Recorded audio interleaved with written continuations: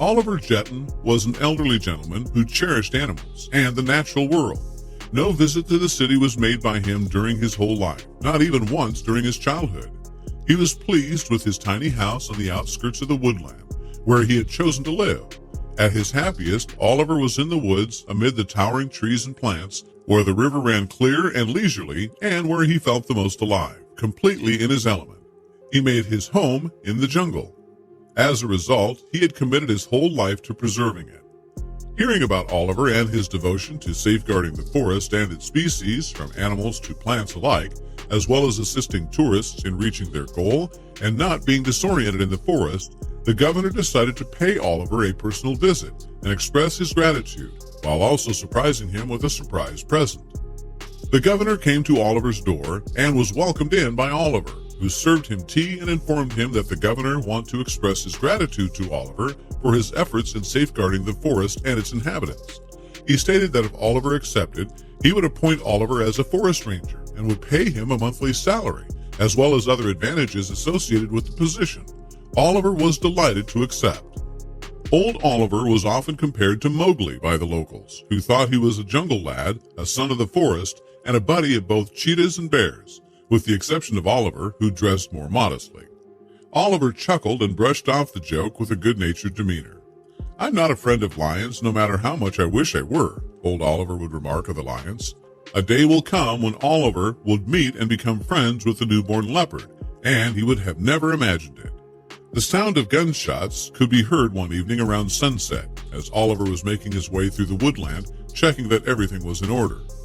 Oliver's heartbeats raced, and adrenaline flowed through his veins as he realized he had to get to the source of the noise as soon as possible. Guns were strictly prohibited in the forest, and everyone was aware of this. The person who started the fire had to be a hunter.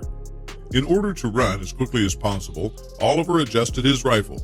After reaching his location, he came upon 4 hunters carrying a wounded leopard, which was visibly bleeding and in need of medical attention. The hunters were also attempting to capture the leopard's young leopard, which was waging a fierce battle against them. "Stop! I command you to halt and leave the injured leopard alone in the name of the law," they were yelled at by Oliver. "And leave a substantial sum of money behind? Do you think we're naive or what?" one of the hunters responded in kind. The man who was attempting to capture the newborn leopard was bitten by the leopard, and the man was forced to retreat. To take advantage of the situation, Oliver fired a shot into the air. In fear, the hunters abandoned the injured leopard and fled to their truck, where they sped off quickly, since Oliver was aiming his bullets at the truck's wheels. The leopard was still alive as the thieves rushed away, so Oliver went to check on her. It was the baby's mother, and she was in a lot of pain. Oliver was concerned that he wouldn't make it in time to see the doctor to rescue her. The infant knelt near its mother and rubbed a bridge of its nose. The mother licked his cheeks, which he found adorable. She was on her deathbed. Oliver was enraged because he hadn't been able to apprehend the hunters or spare his mother from death. Consequently, he took upon himself the responsibility of caring for the infant until he was old enough to care for himself. Oliver brought the infant with him to his house. He washed it and gave it some milk and meat that he had on hand. He placed a nest of blankets beside the fireplace for the leopard to sleep in. Days passed, and Oliver treated the animal as if it were a pet, taking good care of it. Oliver was attracted to the leopard because it was calm and kind. It enjoyed playing a lot. However, it was careful not to injure Oliver with its claws at any point. After a while, Oliver determined that the animal had reached the appropriate age to begin hunting on its own. He began taking it into the forest and teaching it how to hunt with his bow and arrow. When the leopard was waiting behind the bushes to grab a rabbit during one of their hunting sessions, it sped off and leaped on the bunny, causing it to flee. The leopard managed to capture the rabbit, but a sharp branch wounded the leopard's paw and arm. The cut was deep, and it left a visible imprint on the skin. It would leave scars across his fur, but this might be a positive thing, since Oliver will be able to identify his leopard, even if there were thousands of them around. After a few days, the leopard decided it was time to depart and live on his own in the forest among his other leopards. Oliver returned him to the location where he had been discovered and bid him farewell. Oliver was followed by the leopard for half of the journey, and Oliver returned him again and time again until it remained at the location where Oliver released it. "Keep your health and strength, big boy, and keep my name in mind. I'll miss you a lot," Oliver stated, this while kissing the leopard's head and patting it on the head one final time. Then he walked away. Oliver's bones began to deteriorate as the years passed, making him appear older and weaker. He continued to carry out his responsibilities as a forest ranger. There are two main reasons why people aren't spending as much time in the forest these days. The first was that winter was approaching and the weather was becoming cold and severe, with the wind being harsh and merciless. The second reason was that there had been reports of a group of convicts who had managed to escape from a nearby jail and had taken refuge in the nearby woods. According to rumors, the escaped inmates were extremely deadly, and some individuals said they killed for amusement. Whatever it was, the police advised anyone who observed the unusual activity from any group of individuals to contact them. In the midst of gathering wood to fill his fireplace, Oliver came upon a group of 3 guys along the river and stopped. They were yelling and shouting at each other and didn't notice him approaching. They were debating on which way to travel and where they should go next. "That's fantastic. We've gotten ourselves into a bind, and as a result of your efforts," one of them, the tallest of the 3, yelled at his friend from across the room. "This is not my fault. I advised you to turn right, but you didn't listen. It was your stubbornness that brought us to this point," the other said. He was ready to strike his companion when he noticed Oliver.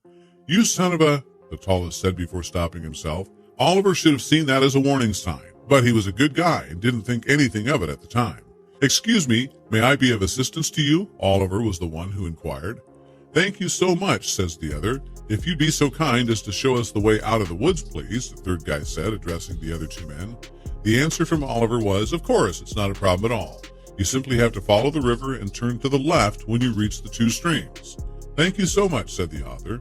They departed and Oliver returned to his house. Oliver woke in the middle of the night to the sound of someone banging on his door.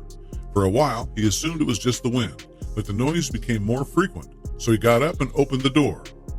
It was the same group of 3 guys from before. "Oh, you're the one. It's the grandfather from before.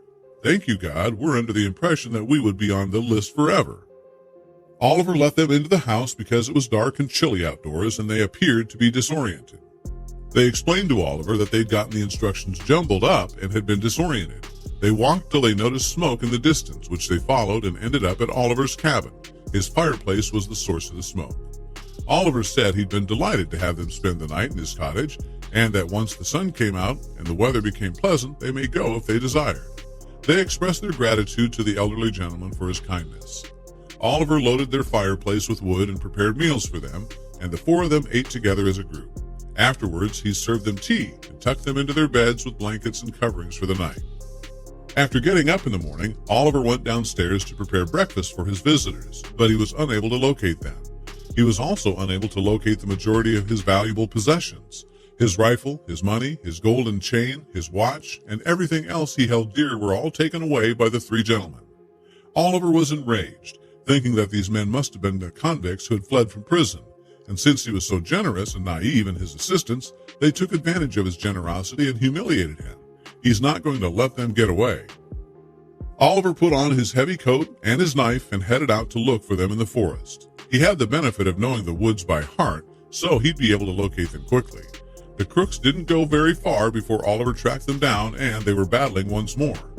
Oliver took advantage of the situation and swung his knife at one of them, and when it struck him in the leg, he screamed and collapsed to the ground.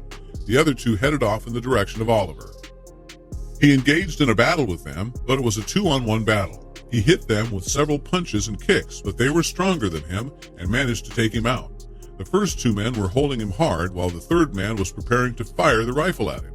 Oliver's gun, which was such a cruel irony that he died with his own weapon.